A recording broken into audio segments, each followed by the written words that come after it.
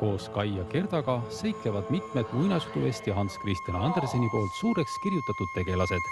Lumekuninganna Punamütsike, printsess Herneteral, Tuhkatriinu ja teised. Ja nagu muinasjuttudes ikka, headus võidab ning külmunud südamega Kai päästetakse kurva ja üksildase lumekuninganna käest. Lihtsalt mõnikord elu või teist inimesed annavad mõnel põhjus olla kuri, aga seal sügav sees me oleme kõik head ja väga positiivsed inimesed. Olla julge olla uljas, kuigi väike süda kardab sees.